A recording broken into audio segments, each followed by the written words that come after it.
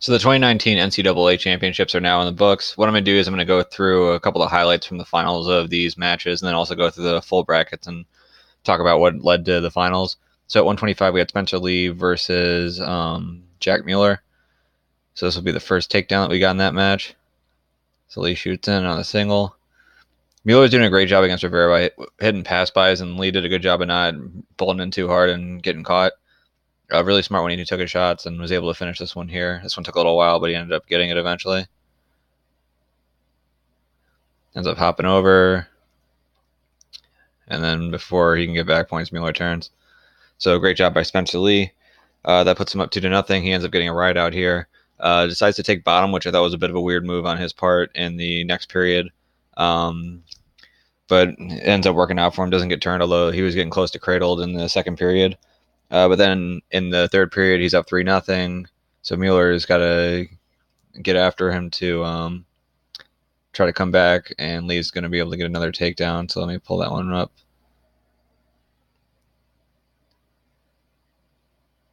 It's probably a little too far ahead. Yeah, so here we go. So Mueller had shot in. Lee stuffs the shot, and he's going to be able to find his own counter. So gets it right here, grabs the ankle, scoops it up, switches hands. And then he's going to bring his arm around, and that's the 2. And from there, it's about 15 seconds left, so he just rides out Mueller for the rest of the match and gets the second title. So I did a preview video of this weight class. I made my pick to be Spencer Lee versus Sebastian Rivera in the finals, with Spencer Lee winning. So I was correct in my pick, and Spencer Lee winning 125, although I didn't see Mueller actually beating Rivera, which he did. But let's go through the bracket really quick at 125 to see what else happened. So surprisingly, with this bracket, a lot of times with the NCAA tournament, you expect there to be a lot of upsets. At 125, there were not a lot of upsets at all. In the first round, all of the higher seeded wrestlers won. So it was 116, 9-8, 5-12, just all the way through here. So let's scoot ahead on that. So it was all chalk there.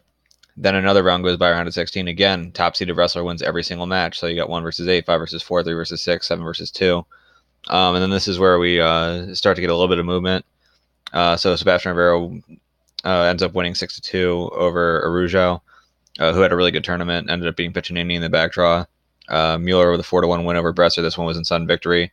A really tight match, but Mueller was able to pull it out at the end. Spencer Lee ended up getting a pin over Sean Russell, and then Piccinini beat Glory 9-5. So they go to the semifinals. This is the chance for Spencer Lee to get his revenge on Piccinini, and he does just that. The final score was 11-4, but it was a much closer than match than that. It was like 6-4 at the end, and then although Lee had riding time, so then Pitch takes a shot, ends up on his back. So Lee has the 6 plus the 1 point for the riding time plus 2 points for the takedown, and then he gets the 2-point near fall at the end as well. So that's what got it up to 11. So even though the score makes it look like it was a dominant match from Spencer Lee, this was another close match, but another win for Spencer Lee. And then Sebastian Rivera, Jack Mueller. This was absolutely dominant by Mueller. Mueller was up 7-0 at one point with riding time, ends up giving up a late reversal, but rode Rivera for about 5 minutes. And then in the finals, as you just saw, Lee defeated Mueller 5-0. So the place winners here were Spencer Lee at 1, Jack Mueller 2, Sebastian Rivera 3, Araujo 4, Piccinini 5, Pat Glory 6, Rayvon Foley 7, and Ronnie Bresser 8. So now I'm going to move to 133. So at 133, this was Dayton Fix versus Nick Suriano in the finals. Very controversial. So let's see if we can get into that. A lot of the controversy came based off of how the officials handle this. There were not too many stalling calls called against Dayton Fix early, and I kind of get it, because a lot of the Oklahoma State guys that like to wrestle at the edge of the mat, that's sort of their thing. So for Dayton Fix, that's what he was doing for most of the match. He was wrestling at the edge of the mat. But with that being said, if you're not getting called for stalling, you're going to keep wrestling that way. Once he finally did get a stalling warning, he started being more aggressive. So to say that they should have called him for stalling earlier, I can give you that. But that also changes how Fix wrestles from then on. So who knows if Fix is more aggressive and actually ends up shooting and scoring a takedown of his own. So it's hard to say that the match would have gone significantly differently otherwise. It's hard to count it against Fix that he didn't get called for any of the stalling warnings, but in overtime is when it got really bad. So here is the first time. So off the restart, he's up 2-1 in overtime. He just has to ride out for the next 17 seconds, gets both boots in, Now this one, now he actually just has one Buddha in here, but he's going to start to isolate this arm. Still looking to ride, and they call essentially a stalemate there, and they stop it. That was just it just wasn't a good call. I get the idea. You don't want him to just kind of like hang on for the final 30 seconds and not really look to turn. It looked like he was more trying to hang on than turn at that point, but even still, you have to give it to Fix. You have to let him keep working there.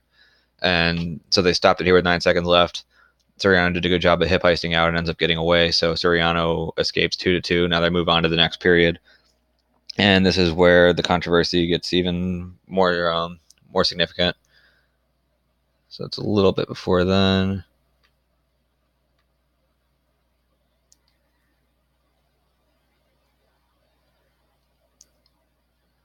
So early on in the period, again, now Fix has that stall warning, so now he's more aggressive. He's not wrestling on the outside as much. Notice that. But he's going to come around here. But this right here is something that you'll see in the replay too. But this is what Soriano is going to use to defend as Fix tries to turn around and get behind him. Then he shoots in and gets his two, gets the takedown, and gets the win. So here's the thing. Do I think it's a good rule that the first headgear pull is going to be a point? No. I don't like it with hands to the face either. And especially in sudden victory, you hate to have someone lose a match by headgear pull. But it is a rule. If you're going to review it, you got to review whether or not it happened. And it definitely happened. So I don't understand how this goes to review. They see that and they decide, you know what? No, it's just not a headgear pull. It's clearly a headgear pull. So by rule, Fix gets the point here. It's 3-2 Dayton Fix. He wins in sudden victory. This is, I mean, it's a screw job. There, I understand the idea. You don't want to have Nick Soriano pumped up here thinking he just won a national title by earning a takedown and then having it taken away from him on a headgear pull. But it was a couple years ago, and Mark Hall ended up getting by Valencia on a headgear pull point. Granted, that wasn't sudden victory, but even still, the headgear pull was involved there. Pantaleo and Hidley that match ended up going to Hidley in large part due to hands to a face call. So these things happen, but that's the rule. If the rule is going to be in place and you're going to review it, you have to call it right. They didn't call it right here, and I mean, Nick Soriano definitely benefits from it, but it's not. It just wasn't the right call. So let's see if we can get a slow-mo version of that. So that would be right around here. So they'll play the replay. So right now, the coach is like, this isn't good. But when you just watch here, just based off of the rule, granted he's not like yanking his head so much, but he's using this to keep him from getting behind him. So he's defending an attack with this, even if it wasn't a major part of his own attack. And now you can see Fix pointing to it and not focusing all his attention on defending. But even still, you can see here, he definitely has the headgear. Fix is pointing to it. Maybe he could be defending a little bit better. I think you can make a couple arguments as far as how Fix handled that. In theory, yes, you have to keep wrestling through the whistle. There was no whistle there, so he has to keep wrestling. He can't just stop and point to the ref and say, hey, look, you missed a call here. That being said, he was right. I mean, his headgear definitely got pulled, and that pull on the headgear definitely affected his offensive shot. So if you're going to review this, and they did review it, you have to make the right call. You have to make the call based off of what you see, and what you saw there was a headgear pull. So Dayton Fix unfortunately ends up losing here. As far as my picks goes, I actually had the pick. I had it between Fix and Soriano in the finals, and I had Fix winning in a close match. Had they not made the stalemate call in the overtime riding period, I'm probably right there. Had they made the correct call on the headgear pull, I'm right there. Actually, I think I did have a little bit of money on Dayton Fix, so that made me even more upset. But even still, like bias aside, that just wasn't the right call, and the refs blew it there. So hopefully they figure out whether they change the rule in general and just make it so that the first headgear pull or the first hand to the face is a warning. Because ideally in that situation, what I'd like to see is them just be like, look, there was a headgear pull. Let's just go back to neutral and restart and make these guys earn it. But that's not how the rules are set. The rules are set that if there's a headgear pull, it's a point. There's a headgear pull. We saw it. It's a point. Dayton Fix should be the national champion right now, but he's not.